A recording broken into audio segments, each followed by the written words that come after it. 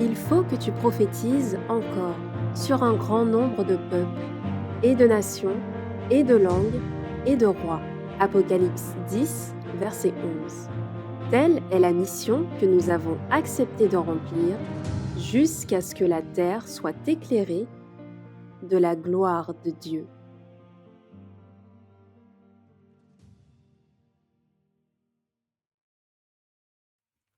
Je dis bonjour à toutes et à tous et bon sabbat à chacun. Je suis heureux de pouvoir vous voir, vous retrouver pour plusieurs et ici pour ce séminaire qui a pour thème le précepte. Ok, tout à fait, oui. Et nous allons avoir cette deuxième présentation. Et je vous inviterai pour commencer à bien vouloir prendre la position qu'il convient pour la prière.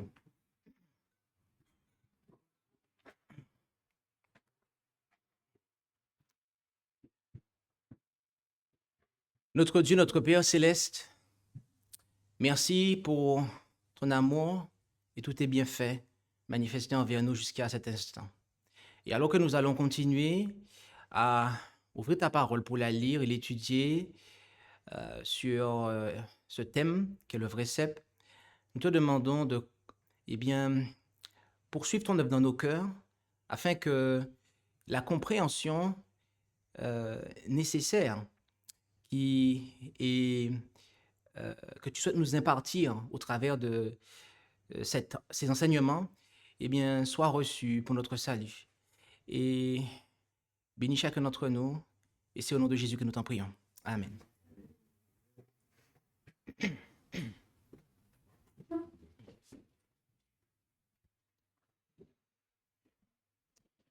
Ce message est l'un des derniers messages que je vous donnerai. L'enseignement de Jésus, contenu dans les 17 premiers versets de Jean 15, s'inscrit dans un long entretien au cours duquel Jésus prépara ses apôtres à sa mort imminente et au ministère qui suivrait son ascension. Et de manière à bien comprendre cela, j'aimerais vous présenter le sommaire, un sommaire en tout cas, de l'évangile selon Jean. Et au travers de ce sommaire, vous voyez que Jean chapitre 15, chapitre dans lequel se trouve le texte base du thème de ce séminaire, se trouve dans ce que l'on pourrait considérer être la sixième et dernière, enfin la sixième partie, et justement qui est la fin du ministère à Jérusalem, d'accord? Au chapitre 12, vous avez les événements précédant la semaine de la Passion, du verset 1 à 11. À partir du verset 12, et les dirigeants juifs ont rejeté le Christ. Au chapitre 13, du verset 1 à 30, vous avez le souper du Seigneur, communément appelé la Cène. Et à compter du verset 31 du chapitre 13, Jésus dispense des conseils d'adieu. Donc, à partir du chapitre 13 ou du verset 31 jusqu'au chapitre 16, verset 33, Jésus est en train de donner ses derniers messages à ses disciples et apôtres. C'est dire combien c'est important. Il s'agit vraiment des dernières paroles, derniers enseignements de Jésus qui sont destinés à pouvoir préparer ses disciples à affronter les événements qui sont devant eux. Si Jésus clôtura son ministère terrestre avec, entre autres, cet enseignement que nous allons voir, son serviteur que je suis pourrait-il agir différemment? Le symbole de la vigne est profondément enraciné dans l'Ancien Testament, où Israël est figuré comme une vigne ou un vignoble planté par l'Éternel. En effet, dans des passages tels que le psaume 80, versets 8 et 9. Nous lisons, tu avais transporté une vigne hors d'Égypte, tu avais chassé les nations et tu l'avais plantée. Tu avais préparé une place devant elle et tu lui avais fait prendre racine et elle avait rempli la terre. Et Ésaïe, au chapitre 5, verset 7, nous précise que, or, la maison d'Israël est la vigne de l'Éternel des armées et les hommes de Juda sont la plante en laquelle il prenait plaisir.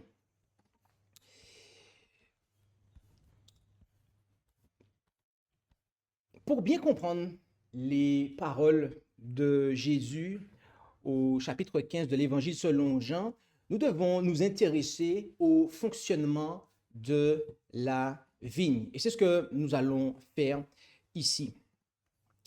La vigne est une plante humble et merveilleusement organisée, faite pour nous enseigner, par son fonctionnement même, que la vie ne se porte pas en solitaire, mais qu'elle circule. Sous la terre, ses racines cherchent l'eau et les éléments nécessaires. Dans le tronc, la sève monte et redescend. Et dans les rameaux ou sarments, la vigueur se déploie pour porter ce que la plante a été appelée à produire. Ainsi, dès l'origine, la vigne nous montre une réalité simple. Il existe une source, un canal et une conséquence visible. Au printemps, la vigne se réveille, et ce réveil n'est pas quelque chose de magique, mais une fidélité biologique. Elle puise d'abord dans ses réserves accumulées dans le bois et dans les racines afin de lancer les premières pousses. Et lorsque les feuilles se déploient, elles deviennent les ateliers de la lumière, transformant l'air et la clarté en nourriture. Ce que la feuille fabrique, la plante l'envoie ensuite là où c'est nécessaire, vers la croissance, vers les grappes, vers les réserves pour le lendemain et l'avenir. Ainsi, une vigne saine vit dans un mouvement continu, recevoir, transformer, puis transmettre. Or, dans cette circulation, le sarment n'est pas un organe autonome. Le sarment n'existe que dans sa connexion au cep. Il reçoit l'eau, il reçoit la nourriture, il reçoit l'impulsion de vie qui le maintient. Si on sépare le sarment du cep, ce dernier ne choisit pas de mourir, mais il se dessèche parce que l'alimentation est interrompue. Ce n'est pas une punition extérieure, mais une conséquence intérieure. Quand le lien vivant est rompu, la fécondité s'éteint et la sécheresse s'installe. Le fruit, quant à lui,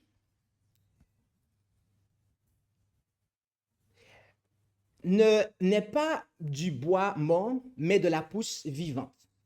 Le raisin apparaît sur les sarments de l'année lorsque la vigne a assez de feuilles pour nourrir la grappe et assez d'équilibre pour mener la maturation à terme.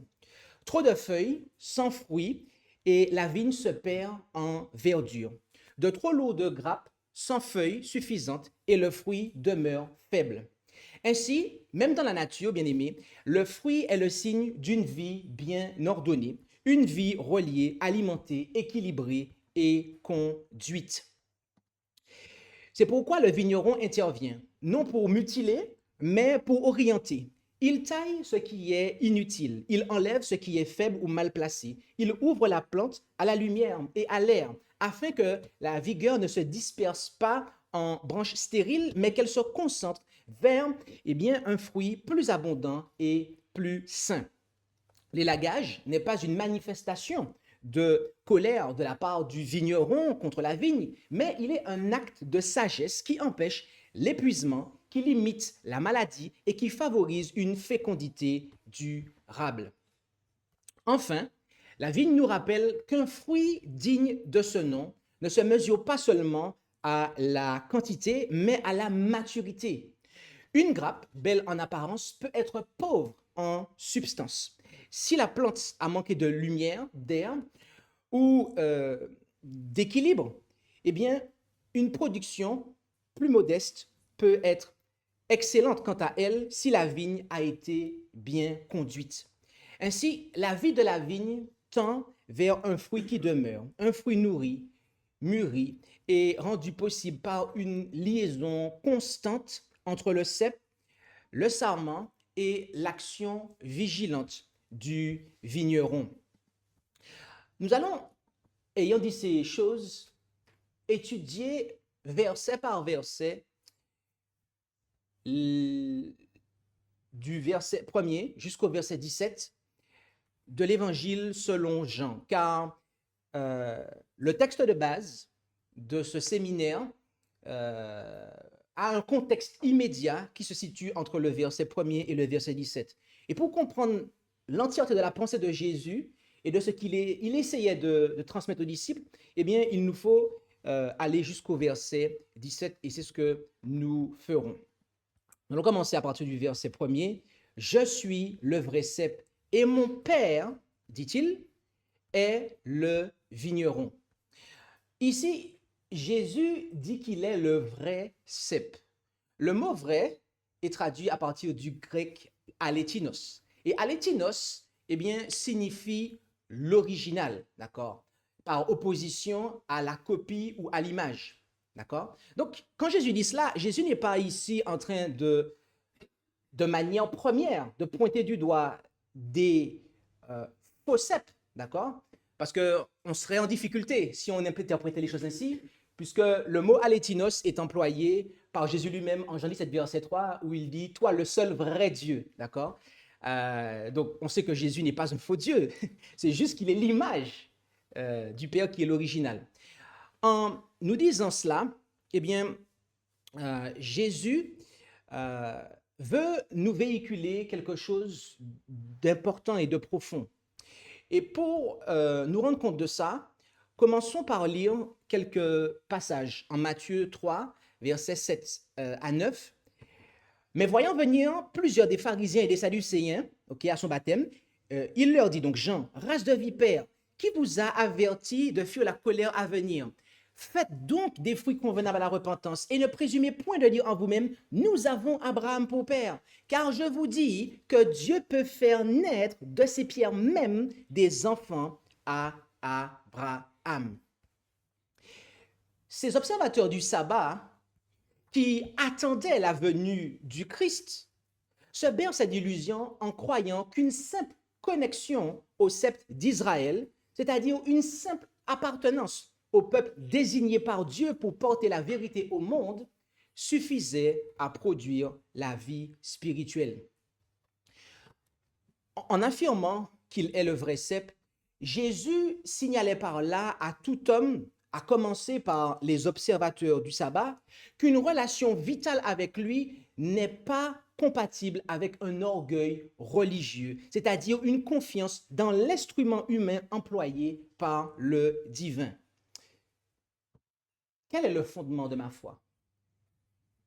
Est-ce que je vis au travers d'une union vivante avec le Christ ou au travers d'un instrument à caractère religieux, comme mes parents,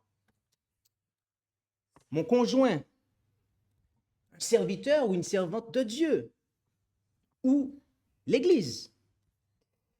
Arrivé à ce stade, et je fais une parenthèse ici, certains tombent dans l'extrême qui consiste à croire que les serviteurs de Dieu et son Église sont inutiles pour eux et vont jusqu'à s'en séparer. Alors que des versets comme Éphésiens 4, 11 à 13 nous indiquent qu'ils font partie du plan de Dieu pour l'édification de son peuple. Si ces personnes étaient logiques, elles devraient également conclure que les parents sont inutiles pour leurs enfants. Fin de la parenthèse.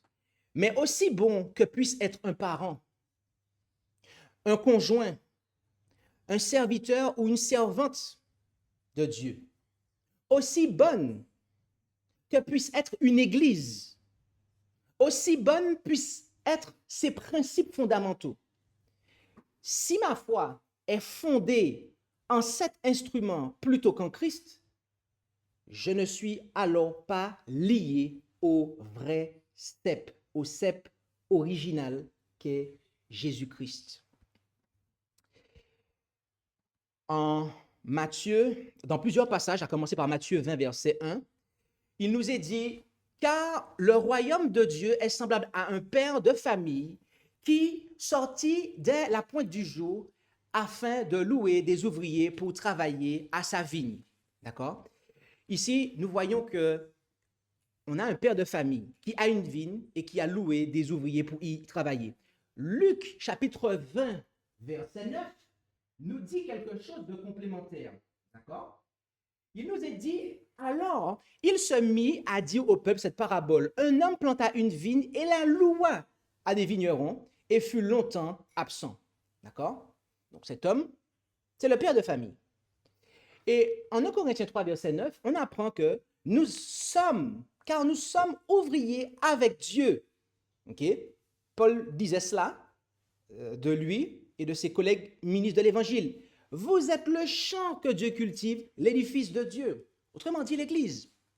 Okay? En affirmant que Dieu, le Père, est le vigneron, Jésus nous appelait également à le reconnaître comme celui qui, au-dessus de tout instrument ou ouvrier terrestre entre ses mains, cultive, conduit, discipline et gouverne afin que notre vie ne soit pas autodirigée, mais réellement travaillée par lui. Au verset 2, il poursuit en disant, « Il retranche donc le Père, tout sarment qui ne porte point de fruit en moi, et il émonde tout celui qui porte du fruit, afin qu'il porte encore plus de fruits. » Ce verset, lorsque on gratte à la surface, on se rend compte qu'il y a deux termes qui sont assez proches. Le terme de retrancher, héros, et émonde, c'est kataero, ok? Et le premier signifie soulever, éloigner, mettre de côté, si on résume. Et le second signifie en fait purifier, d'accord? Donc lorsque vous voyez émonder, d'accord? Il faut comprendre que ce mot-là signifie en fait purifier. C'est le sens de ce terme en fait, ok? C'est le sens de ce second terme. Celui qui professe être un membre du corps du Christ, tout en étant stérile, sera certainement retranché. En effet, en Ésaïe 5, versets 1, 2, 5 à 7, nous lisons « Je veux chanter à mon ami le cantique de mon bien-aimé sur sa vigne.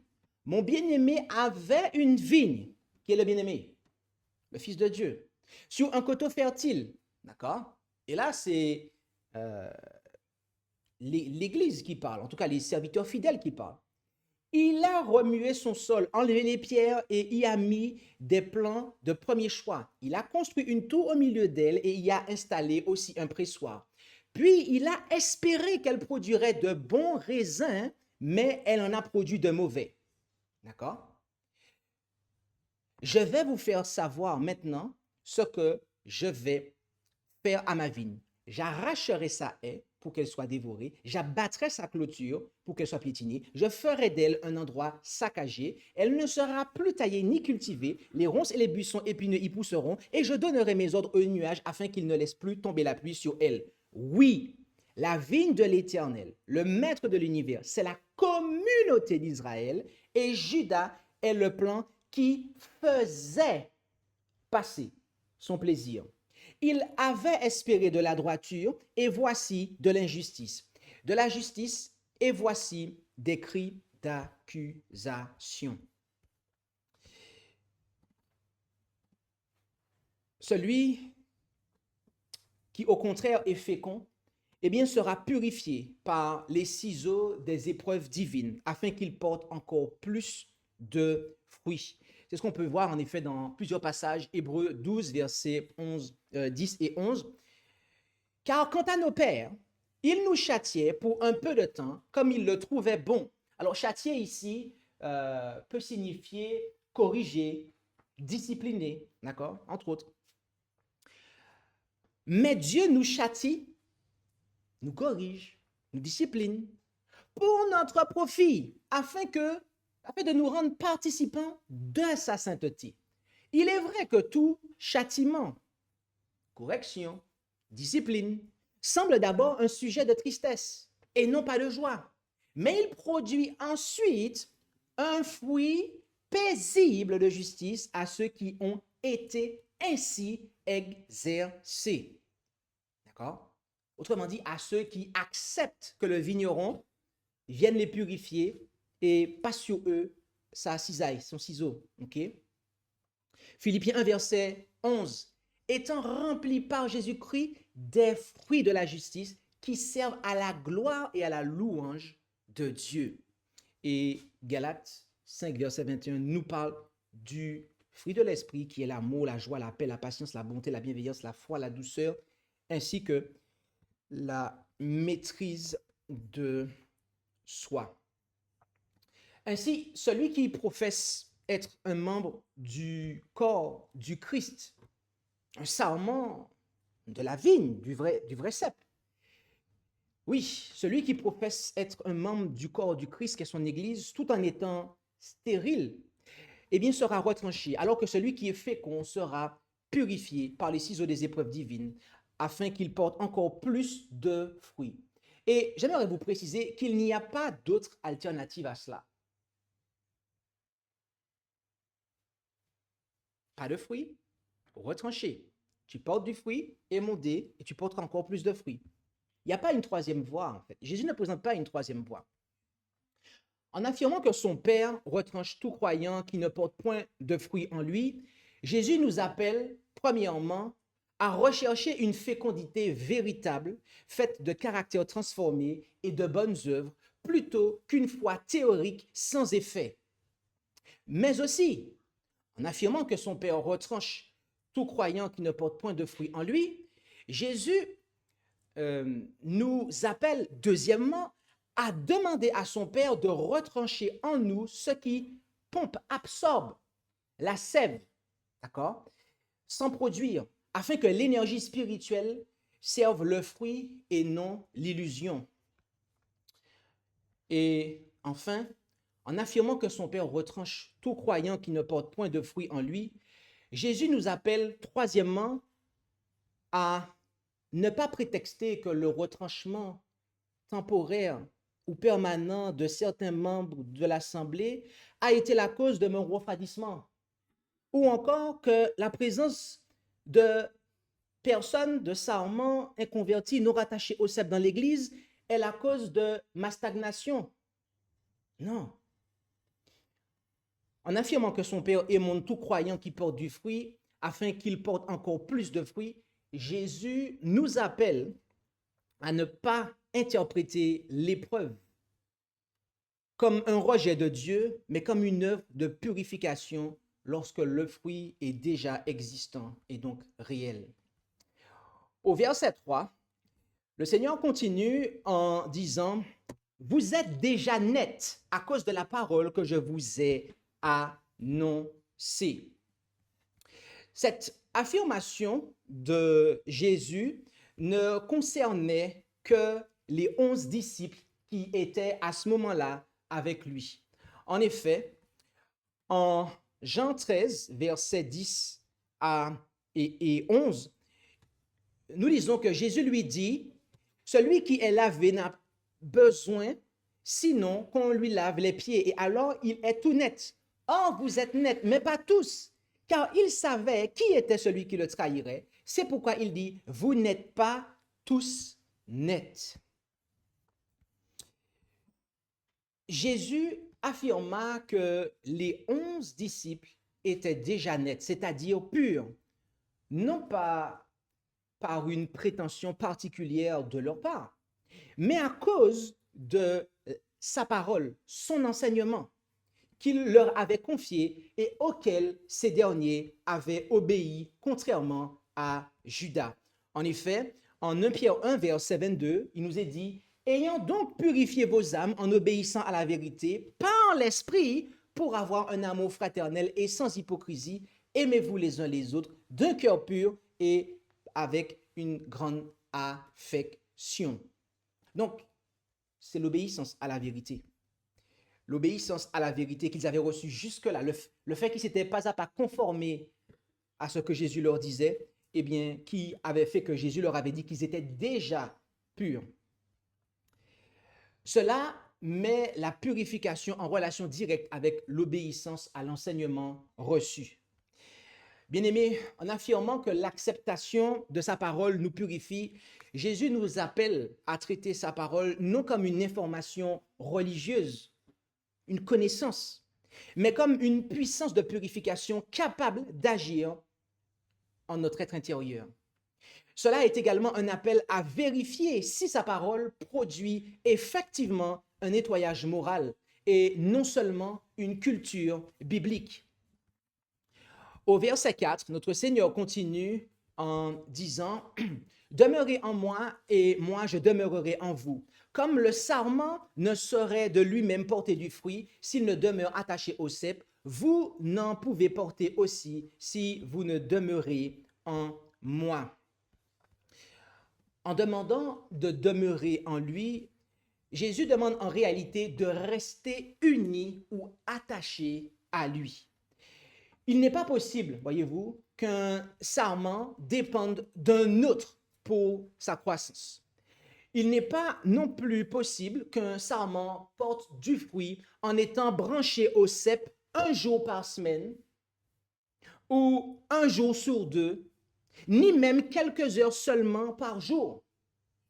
Chaque sarment doit maintenir sa propre liaison avec le cep, le vrai, l'original, car telle est la condition de sa fécondité. Ainsi, il n'est pas possible qu'un membre du corps du Christ, qui est son Église, dépende d'un autre ou de l'Église entière pour sa croissance.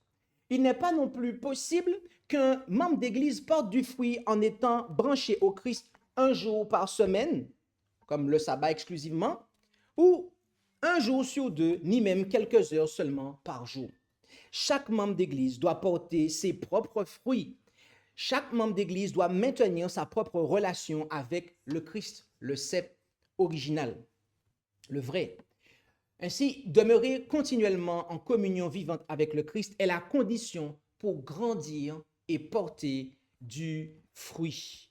Conformément à ce que notre Seigneur nous a déclaré dans les passages suivants, Jean 6, verset 56, « Celui qui mange ma chair et qui boit mon sang demeure en moi et moi en lui. » Et Galates 2, verset 20, dans la Osterval 2018, « Je suis crucifié avec Christ, néanmoins je vis, cependant pas moi, mais Christ vit en moi. Et la vie que je vis encore dans la chair, je la vis par la foi du Fils de Dieu qui m'a aimé et qui s'est donné lui-même pour moi. » Nous devons vivre de la vie de Jésus, sa foi, son esprit. La sève qui est la vie du Christ ne peut pas être remplacée par des habitudes que nous pourrions élaborer, aussi bonnes soient-elles. En nous demandant de demeurer en lui, Jésus nous appelle à une communion constante, ordonnée, et non à une spiritualité d'impulsion, parce que la demeure, ou l'état, si vous préférez, est décrit comme devant être continu. En nous demandant de demeurer en lui, Jésus nous appelle également à assumer notre responsabilité personnelle de porter du fruit sans nous cacher derrière la vitalité d'un membre ou de l'Église ou je ne sais qui d'autre. Au verset 5, notre Seigneur continue en disant « Je suis le cep et vous en êtes les sarments. Celui qui demeure en moi et en qui je demeure porte beaucoup de fruits, car hors de moi, vous ne pouvez rien faire. » Et tel est le texte de base de ce séminaire.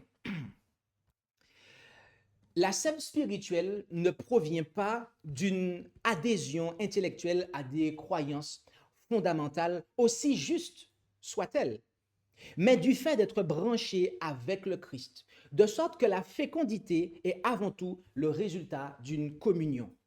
En disant que celui qui demeure en moi et en qui je demeure porte beaucoup de fruits, car hors de moi, vous ne pouvez rien faire, Notre Seigneur signale ici qu'il n'est pas un simple supplément.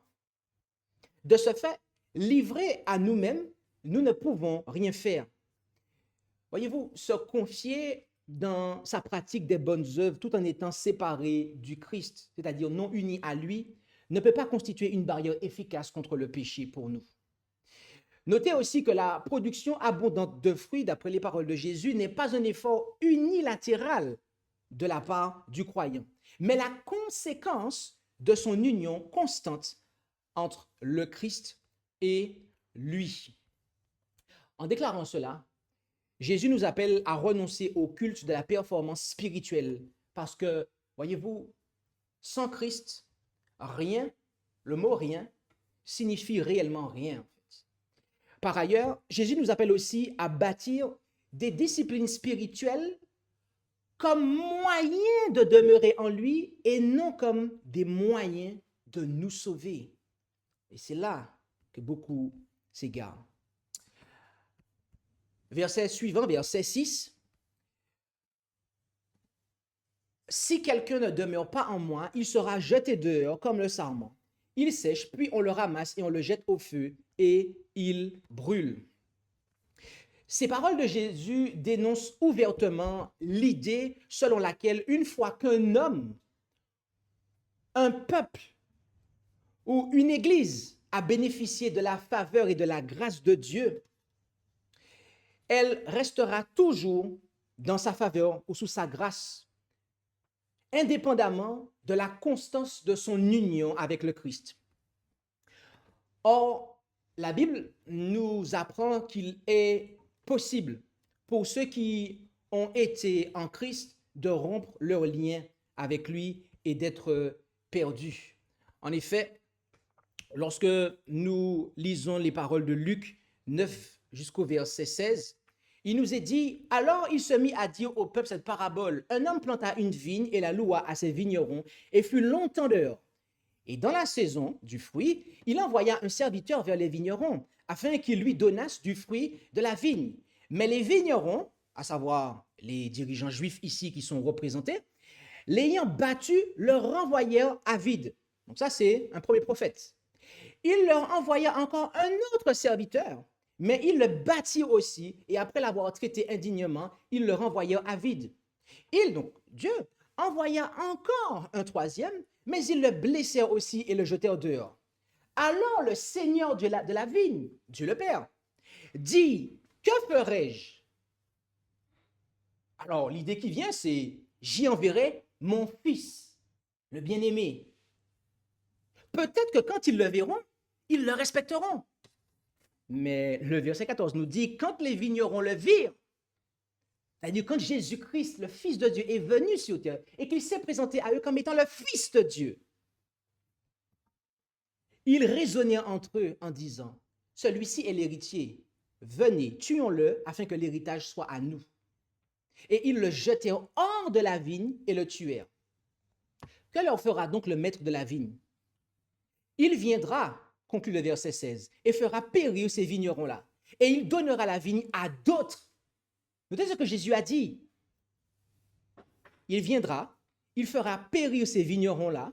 Ça veut dire qu'il annulera en fait la créance de ces dirigeants-là et il donnera la vigne à d'autres. Et ceux qu'ayant entendu, ils dirent, à Dieu ne plaise. Voilà ce que les dirigeants juifs ont dit en fait. Non, parce qu'ils avaient compris en fait que cela les concernait. Ils avaient compris que c'était d'eux dont Jésus parlait. Et pour eux, c'était impensable en fait qu'ils cessent d'être le peuple de Dieu. Quand bien même il tuerait son fils, quand bien même il rejetterait le Fils de Dieu, il était impensable pour eux de cesser d'être le peuple de Dieu. Sauf que, voyez-vous, la Bible nous dit en Hébreux 6, versets 4 à 6, « Or, il est impossible que ceux qui ont été une fois illuminés et qui ont goûté le don céleste et qui ont été faits participants du Saint-Esprit et qui ont goûté la bonne semence de Dieu, la bonne parole de Dieu, devrais-je dire, et les puissances du siècle à venir, s'ils retombent, soient changés de nouveau par la repentance, vu que, quant à eux, ils crucifient de nouveau qui? Le Fils de Dieu il l'expose à l'opprobre. Et le chapitre 10 d'Hébreux, versets 26 et 27, complète en disant, « Car si nous péchons volontairement, après avoir reçu la connaissance de la vérité, il ne reste plus de sacrifice pour les péchés, mais une attente terrible de jugement et l'ardeur d'un feu qui doit dévorer les adversaires. » Le fait de demeurer en Christ, bien-aimé, est une condition permanente, non négociable de notre salut, et non un acte optionnellement ponctuel sans suite. Pour sceller ce que nous sommes en train de dire ici, Matthieu 24, verset 13 déclare, « Mais celui qui aura persévéré jusqu'à la fin sera sauvé. » Bien-aimés, aujourd'hui, voyez-vous, malheureusement, nous avons des chrétiens qui, à l'instar des Juifs, ont constitué un peuple que Dieu s'est, par le passé, manifestement choisi. Et beaucoup de ces chrétiens, en voyant que le Fils de Dieu a été rejeté, et je parle spécifiquement ici parlant de l'adventisme du 7e jour moderne. Le Fils de Dieu a été rejeté, en fait, au profit de la seconde personne de la Trinité. Et Jésus avait déjà dit qu'est-ce qui va se passer quand on fait ça. La parabole qu'on a lue tout à l'heure est très claire. Mais il y en a qui disent que non, une telle chose ne fera pas, ne justifiera pas, et que, en fait, Dieu en fait, intervienne en refaisant ce qu'il a fait avec les Juifs. Alors, de manière exceptionnelle dans cette présentation, j'aimerais faire appel à des passages inspirés en termes d'histoire de l'adventisme. Le prophète ajoutait, « Déjà la cognée est mise à la racine des arbres. Tout arbre donc qui ne produit pas de bons fruits est coupé et jeté au feu. » Jésus-Christ, page 88.1. Et elle poursuit dans ce même paragraphe. « Ce qui fait la valeur de l'arbre, ce n'est pas le nom qu'il porte, mais le fruit qu'il produit. Si le fruit est sans valeur, le nom ne saurait sauver l'arbre de la destruction. »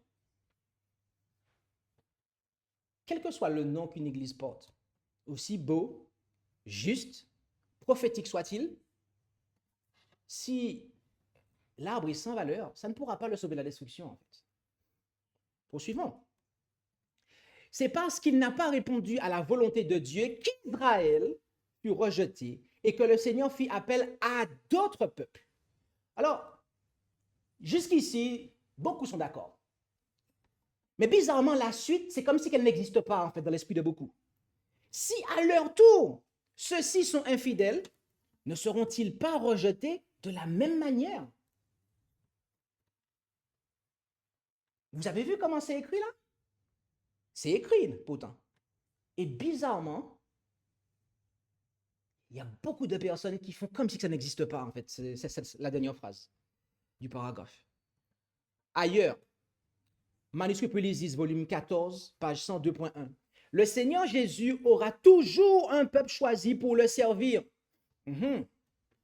Lorsque le peuple juif rejeta le Christ, le prince de la vie, il leur retira le royaume de Dieu et le donna aux gentils. Notez ça. Dieu continuera à travailler selon ce principe avec toutes les branches de son œuvre. Notez la suite. Lorsqu'une église se montre infidèle à la parole du Seigneur, quelle que soit sa position, si élevée et si sacrée que soit sa vocation, le Seigneur ne peut plus travailler avec eux. D'autres sont alors choisis pour porter d'importantes responsabilités. Mais si ceux-ci à leur tour, donc le mais si ceux-ci à leur tour indique que le cycle continue en fait. Ça ne s'arrête pas. Mais si ceux-ci à leur tour ne purifient pas leur vie de toute mauvaise action, s'ils n'établissent pas des principes purs et saints dans tout ce qui les entoure, alors le Seigneur les châtiera, les humiliera sérieusement, et s'ils ne se repentent, il les enlèvera de leur place et les blâmera. Bien-aimés, notez que l'inspiration nous dit que Dieu continuera à travailler selon ce principe et elle n'ajoute jamais d'exception. Au contraire, elle enfonce le clou et elle dit en fait, lorsqu'une église, quelle que soit sa position, si élevée et si sacrée que soit sa vocation, il n'y a aucune exception en fait. Et bizarrement, il y a des adventistes qui pensent que leur église fera l'exception en fait. Alors qu'il a été écrit, l'église adventiste du 7e jour doit être pesée dans la balance du sanctuaire. Elle sera jugée d'après les privilèges et les avantages qu'elle a reçus. Si son expérience spirituelle ne correspond pas aux avantages que Christ, à un prix infini, lui a assurés, si les bénédictions qui lui ont été conférées ne l'ont pas qualifié pour l'œuvre qui lui a été confiée. Oui. Exemple, on se met à adorer le Dieu de Babylone, on se met en fait à s'associer avec les filles de Babylone, on se met en fait à flatter et à collaborer avec les ramifications et voire même la tête, l'homme de péché. On se met dans l'œcuménisme. Cette sentence sera prononcée sur elle, trouvée trop légère. Elle sera jugée d'après les lumières et les occasions qui lui ont été données. Notez que là, on a une parole que l'on trouve dans le livre de Daniel. Et voyez-vous, lorsque cette parole-là, pesée, trouvée trop léger, a été prononcée à Belshazzar par le prophète Daniel, ok, lorsque cela lui a été dit, eh bien, son royaume fut confié aux Mèdes et aux Perses. Et Madame White applique ça à la dénomination, j'ouvre la parenthèse, Église adventiste du 7e jour. C'est marqué là, hein? Mais pourtant, c'est comme si que cette déclaration n'existe pas dans l'esprit de beaucoup, en fait. Alors, là-dessus, certains diront, oui, mais, ok, peut-être, d'accord, je pense que maintenant, peut-être que tu as raison, mais ce n'est pas encore le cas, on n'en est pas encore là. Parce que, rappelle-toi de ce qu'elle a dit tout à l'heure. Elle a dit que d'abord, ok, si on le réaffiche, le Seigneur d'abord, eh bien, il va les châtier, les humilier, et s'ils ne se repentent pas, le Seigneur n'a pas encore châtié l'Église, il ne les a pas humiliés sérieusement. Donc, pour l'instant, on n'en est pas encore là. Ah bon? Alors, vous ne connaissez pas l'histoire de l'Église adventiste, en fait. 1888 ne vous dit rien? Le fait que Dieu ait envoyé le feu, en fait, dans la review, dans la maison d'édition qui imprimait les livres du docteur Kellogg qui promouvait la Trinité, ça, c'est pas un châtiment de Dieu? Bien aimé, ces choses-là ont déjà eu lieu, en fait. Et c'est parce que tous ces reproches qui ont été envoyés n'ont pas suffi, d'accord, que la situation s'est empirée. La situation s'est empirée. Et notez que la messagère dit, s'ils ne se repentent pas, ça c'est la condition ultime, alors il les enlèvera de leur place. Maintenant, avons-nous la preuve que l'Église moderne ne s'est pas repentie et ne va pas se repentir? Bien-aimés, École du sabbat de 2012, si je ne me trompe pas, Aperçu de notre Dieu, ils disent, si cette doctrine, en parlant de la Trinité, a été un problème pour certains des premiers adventistes, notre Église actuelle a pris position à ce sujet de manière ferme et inflexible. Autrement dit, on ne fera pas machine arrière, en fait. On ne se repentira pas, en fait. D'accord? Voilà la position irrévocable de l'adventisme moderne depuis 1980, en fait. Vous savez, je suis ministre de l'Évangile ordonné depuis 2018. Et depuis avant 2018, j'ai toujours eu le même langage, en fait. Depuis 1980, le Seigneur a mis de côté, en fait, l'organisation moderne des adventistes du 7e jour. En fait. Tout ce que nous avons vu là, depuis 1980, c'est le cas. Par conséquent, les sarments retranchés représentent les croyants qui seront exclus du royaume, non pour un péché accidentel, mais pour avoir durablement péché, en quoi? En négligeant un devoir pratique connu. Ce qui fait de la stérilité morale un péché d'omission et non une simple faiblesse. En déclarant cela, Jésus nous appelle à prendre au sérieux la persévérance, non comme une anxiété, mais comme l'entretien de notre fidélité envers lui pour notre salut. Il nous appelle également à examiner nos négligences pratiques et qui sont durables. Au verset suivant, le verset 7, notre Seigneur continue en disant, « Si vous demeurez en moi et que mes paroles demeurent en vous, demandez tout ce que vous voudrez et il vous sera accordé. » Ok? La demeure est réciproque, comme l'indique le verset 4. Lorsque le croyant demeure en Christ, Christ demeure en lui à son tour et il devient alors participant de la nature divine, ce qu'on peut voir ailleurs aussi en 2 Pierre 1, verset 4, par lesquels nous avons reçu les grandes et précieuses promesses afin que par leur moyen, vous soyez participants de la nature divine, en fuyant la corruption qui règne dans le monde par la convoitise. Ces pensées s'identifieront alors tellement à la volonté divine qu'il ne formulera que des demandes en harmonie avec cette volonté divine. Comme on peut le voir en 1 Jean 5, verset 14. Et c'est ici la confiance que nous avons en lui, que si nous demandons quelque chose selon sa volonté, il nous exauce. Ainsi, la condition d'une prière exaucée est une union vivante, entretenue et vérifiable, où le croyant demeure en Christ et où les paroles du Christ demeurent en lui. En déclarant cela, bien-aimés, Jésus nous appelle à nous nourrir quotidiennement de sa parole, car cette discipline est une condition pour qu'il demeure en nous. Il nous appelle également à harmoniser rigoureusement nos prières avec sa parole, la volonté de son Père révélée dans sa parole, afin que nos demandes soient le fruit d'une pensée formée par lui et non de caprices issus de pensées et d'intentions malsaines.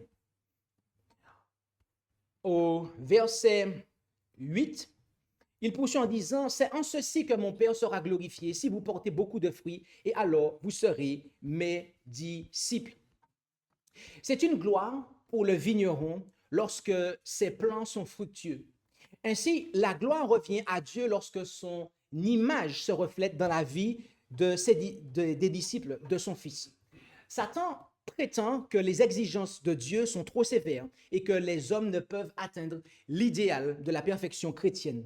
Ainsi, le caractère de Dieu est justifié lorsque les hommes, par la grâce divine, deviennent participants de sa nature.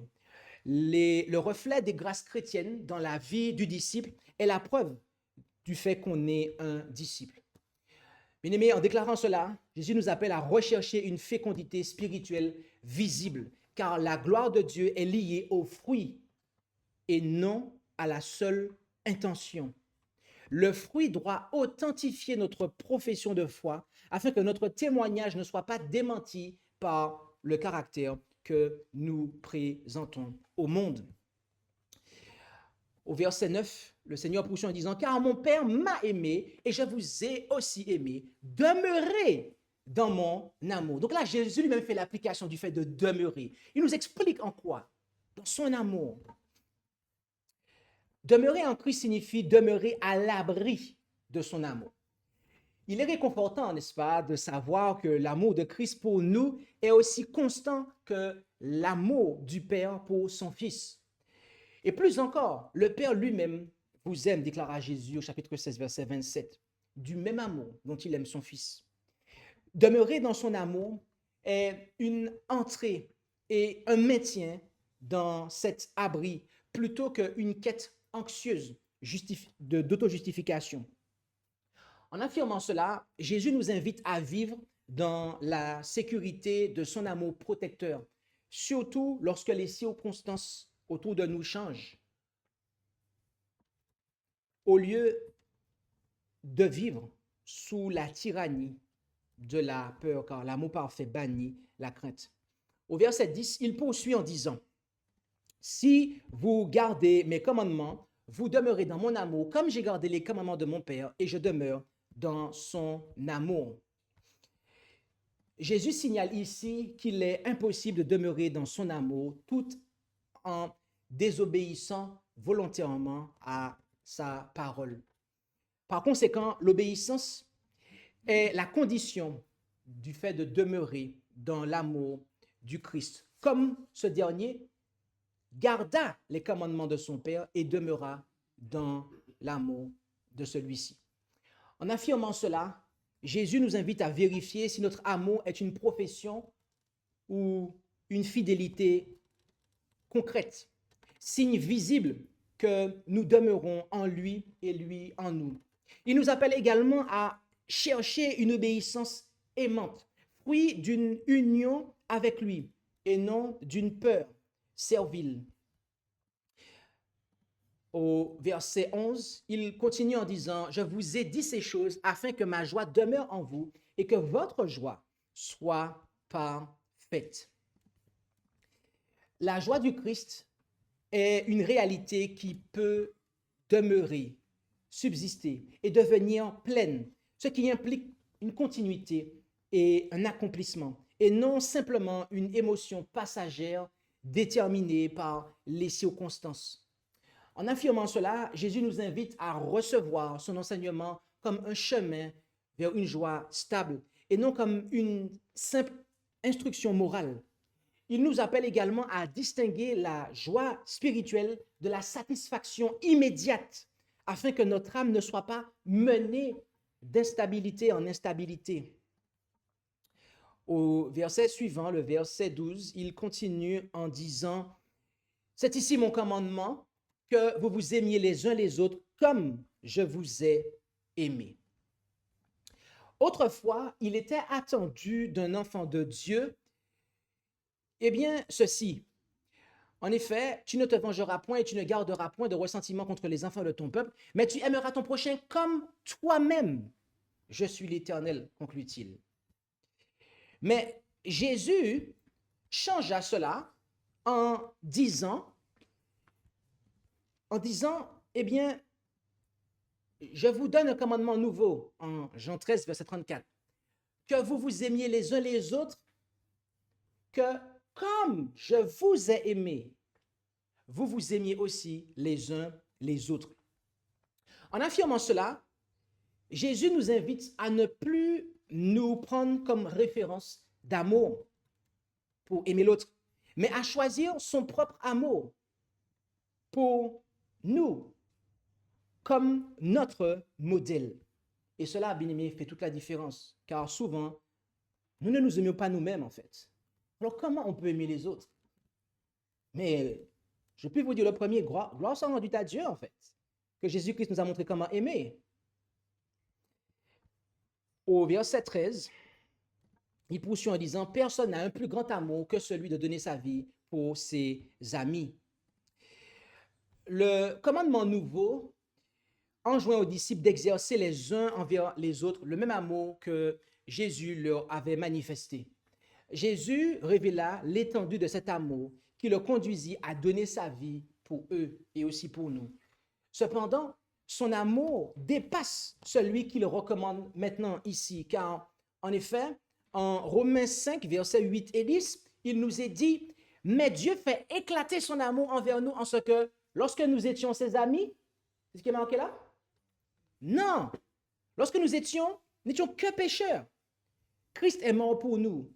Car si, lorsque nous étions ennemis de Dieu, nous avons été réconciliés avec lui par la mort de son Fils, combien plus tôt, étant déjà réconciliés, serons-nous sauvés par sa vie? Lorsque nous péchons, bien-aimés, saviez-vous que nous nous constituons ennemis de Dieu? Et Jésus ne nous a pas aimés une fois qu'on est devenus ses amis. Il nous a aimés et a manifesté l'amour de Dieu alors que nous étions les ennemis de Dieu.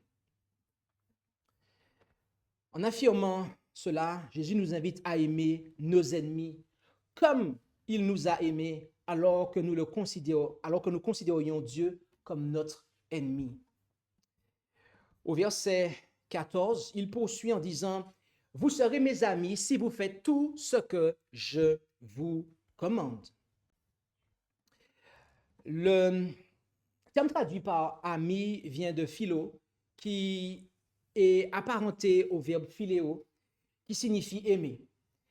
Philos signifie celui qui est aimé ou cher, ou celui qui est aimant ou amical. Dans une véritable amitié, voyez-vous, l'amour est quelque chose de réciproque. En disant cela ici, Jésus réfute l'idée d'une amitié avec lui sans obéissance, car cette dernière est le signe distinctif de cette relation d'amitié, la réponse volontaire à son amour. Jésus annonce ici que ses disciples doivent manifester leur amour par leur obéissance. En affirmant cela, il nous invite à comprendre l'obéissance donc comme une fidélité relationnelle et non comme un simple formalisme, devrais-je dire. Il nous appelle également par là à choisir une réponse, c'est-à-dire à ne pas laisser notre relation avec lui flotter au gré de nos émotions, puisqu'il est question d'un engagement volontaire ici. Verset suivant, le verset 15, il déclare, « Je ne vous appelle plus serviteur, parce que le serviteur ne sait pas ce que fait son maître. Mais je vous ai appelé mes amis, parce que je vous ai fait connaître tout ce que j'ai entendu de mon Père. » Je ne vous appelle plus serviteur, dit le Seigneur Jésus ici. Ce terme-là, serviteur, vient de doulos, qui signifie en réalité esclave. D'accord? Un esclave, voyez-vous, est censé obéir aveuglément sans être associé au conseil de son maître. Mais Jésus avait fait confiance à ses disciples en leur révélant beaucoup de choses. Il allait bientôt les quitter et il devrait continuer à œuvrer sans sa présence physique, mais uniquement avec son esprit par lequel il les éclairerait davantage. Une lourde responsabilité leur incomberait et il voulait qu'ils considèrent leur relation avec lui comme celle d'amis. En Jean 13, verset 16, il avait laissé entendre qu'ils étaient ses serviteurs. Désormais, il nous fait savoir que nous sommes ses amis. Bien-aimés, si nous savons ce que fait Jésus et qu'il nous révèle toutes choses par son esprit, du fait que nous soyons en communion avec lui, nous ne sommes pas simplement des serviteurs, mais bien plus que cela. Jésus nous considère lui-même comme ses amis. Au verset 16, qui est l'avant-dernier verset de ce développement, il continue en disant, « Ce n'est pas vous qui m'avez choisi, mais c'est moi qui vous ai choisi et qui vous ai établi afin que vous alliez et que vous portiez du fruit et que votre fruit soit permanent, afin aussi que tout ce que vous demanderez à mon Père en mon nom, il vous le donne. » Les 11 disciples qui étaient présents devant lui au moment où il déclarait cela avaient choisi de suivre le Christ. D'ailleurs, Judas lui-même aussi, en quelque part. Mais c'est Jésus qui, parmi ses nombreux disciples, avait choisi 12 d'entre eux pour être ses apôtres. En effet, ces deux passages, Luc 6, 13 et Marc 3, verset 14, nous lisons entre autres que « Et quand le jour est venu, il, donc Jésus, appela ses disciples et en élut 12, lesquels il nomma aussi apôtres. » Et dans le deuxième, il en ordonna 12 pour être avec lui et pour les envoyer prêcher. Voyez-vous, tous peuvent choisir de suivre le Christ.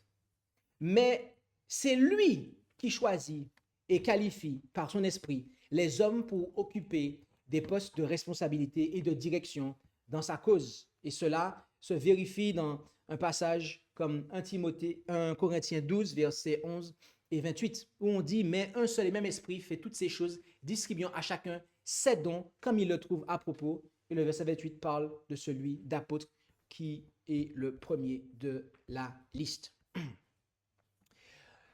En disant cela, eh bien, Jésus renverse toute idée d'autosélection ou au ministère de la part du disciple et contredit l'orgueil spirituel consistant à se croire auteur de sa propre vocation, car L'initiative appartient au Christ qui établit en vue d'une mission et d'une fécondité durable, et non d'une activité passagère empêchant à Dieu d'exaucer nos prières. Car c'est là aussi le fait de se mettre à l'action de manière passagère. Cela déjà révèle une non-connexion avec le Christ, le fait d'être intermittent, mais aussi cela va faire en sorte que Dieu ne pourra pas exaucer nos prières. En affirmant cela, bien-aimés, Jésus nous invite à recevoir notre appel au service comme sa nomination, ce qui détruit l'orgueil et produit la gratitude d'être là où nous sommes aujourd'hui. Il nous appelle également à viser la durée du fruit, c'est-à-dire une œuvre et un caractère qui demeurent, et non un éclat religieux vite consommé. Enfin, il nous appelle à lier nos demandes en prière à une communion réelle et à une mission féconde. Dans le dernier verset, le verset 17, il conclut cette partie-là en disant « Ce que je vous commande, c'est de vous aimer les uns les autres. » Ce verset est la clôture logique de l'enseignement sur l'amour. Jésus nous appelle à recevoir l'amour mutuel comme un commandement, c'est-à-dire comme une obligation spirituelle et non comme une option d'humeur. Il nous appelle également à examiner la qualité de nos relations fraternelles, car ces dernières révèlent où en est notre croissance et notre union avec lui. En conclusion, eh bien, ce passage uni, indissoluble, devrais-je dire, ce passage unit indissolublement, merci, la communion avec le Christ, la fécondité et l'amour, en montrant que l'amour commandé n'est pas un idéal abstrait, mais le fruit d'une demeure vivante. Il renverse les fausses sécurités en rappelant que l'appartenance religieuse ne remplace pas l'union réelle et que la persévérance n'est pas automatique, puisque l'illusion de une fois dans la grâce, toujours dans la grâce, est explicitement dénoncée. Il révèle le cœur du Père qui retranche ce qui demeure stérile et qui purifie ce qui porte déjà du fruit, afin que la vie du disciple tende vers une fécondité croissante. Il montre enfin que la prière exaucée n'est pas une mécanique, mais l'expression d'une demeure mutuelle où la parole habite le croyant et forme ses demandes. Enfin, l'appel final est simple, solennel et très concret.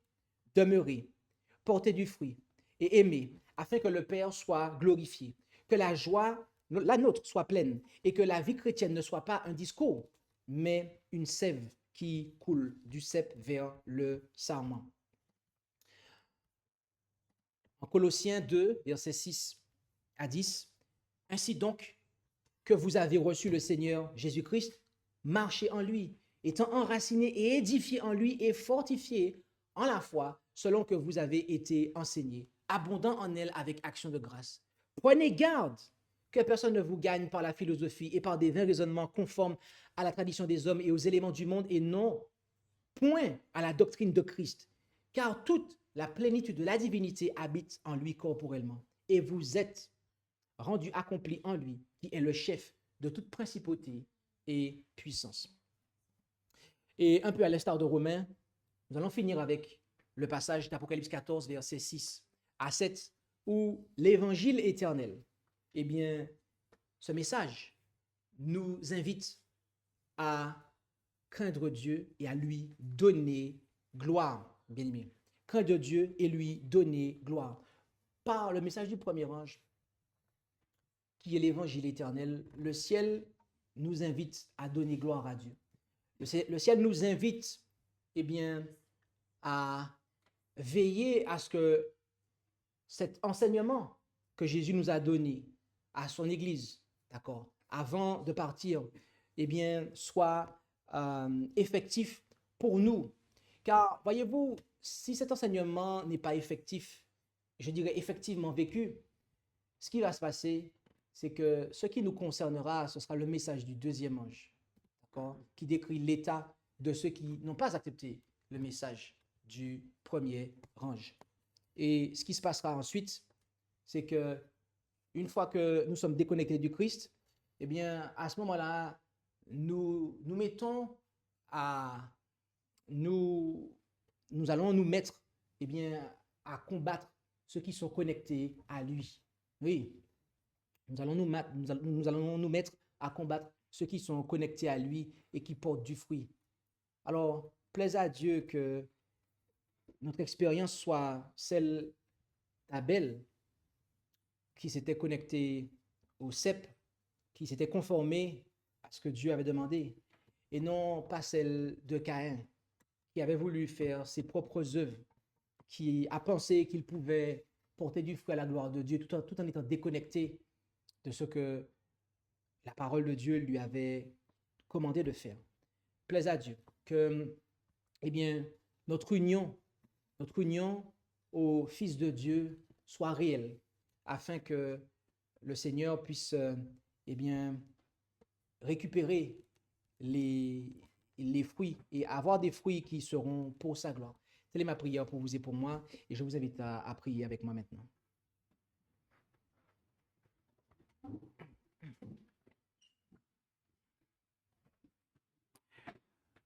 Notre Dieu, notre Père céleste, nous te remercions pour ta parole. Merci pour Jésus que tu as établi comme cep original, celui auquel nous devons nous brancher, nous unir, afin de recevoir ta vie, la vie que tu as placée en lui et qu'il nous la donne. Merci pour toutes les épreuves auxquelles tu nous soumets, afin que nous puissions porter encore plus de fruits.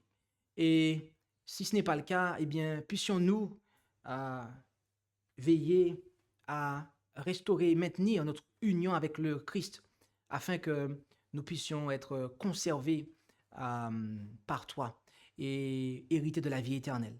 Bénis chacun d'entre nous et garde-nous en ta paix. Et c'est au nom de Jésus que nous t'en prions, Père. Amen. Merci d'avoir écouté cette présentation. Si vous souhaitez prendre part à la mission que Jésus-Christ confia à notre Église, contactez-nous via les coordonnées présentes sur la page à propos de notre chaîne YouTube à ASJH 1889 France@gmail.com ou via notre page Facebook @ASJH 1889 de France.